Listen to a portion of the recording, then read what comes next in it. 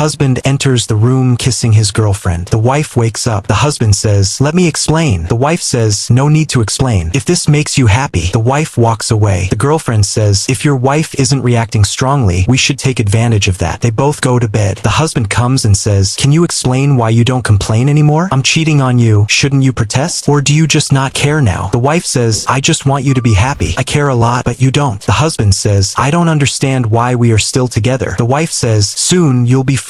The girlfriend arrives. The husband and girlfriend have breakfast. The wife messages, "Meet me in the park this evening." The husband comes. The wife says, "Do you remember this park? This is where we first met." The husband says, "Did you call me here just to talk about such nonsense?" The wife says, "I just wanted to relive some memories with you." The husband says, "I don't have time for this," and leaves. The postman knocks on the door. The husband receives an envelope from him. He opens and reads it. It's his wife's medical report. His wife has a dangerous illness. Reading the report, he starts crying. The phone rings. He picks up. The wife says, "Can you come to the restaurant now and have dinner with me?" The husband says, "I'm coming right away." He immediately leaves. The husband arrives. The wife says, "You came so quickly." The husband says, "Yes, because this is the same restaurant where we first met." The wife says, "Thank God, you remember something at least." The husband says, "But why didn't you tell me that you have a serious illness?" The wife says, "I found out a few months ago, but you weren't treating me well, so I didn't tell you. You hurt me by getting close to other women." The husband says, "Forgive me, I wronged you." The wife says, "Let's forget the past and make this evening beautiful." The husband and wife start eating. The husband gives the wife a teddy bear and says, "This is a gift full of love for you." The wife says, "Let me go keep it in the bedroom." She leaves. The wife starts combing her hair. Her hair starts falling. She says, "Now my treatment is no longer possible. My time has come." The husband says, "I just spoke to a doctor. He will treat you. You'll get better soon." The wife says, "This last day has been beautiful. I felt like the luckiest woman in the world. I might leave this world at any moment." The husband says, "Tomorrow I'll bring the doctor. I promise. I'll give you a new life." Next evening, the husband arrives and asks, "Where is my wife?" The girlfriend says, "Accept the truth. She's no longer alive. She left this letter for you." The husband reads the letter. The wife had written, "No one can change the time of death, but we used to love each other. Your mistakes hurt me, but I endured everything. I know you still love me. I pray you always find happiness." The husband goes to his wife's grave and breaks down in tears. "We cannot change the time of death, but we can choose to treat the living with kindness. Value the living because the dead can only be mourned."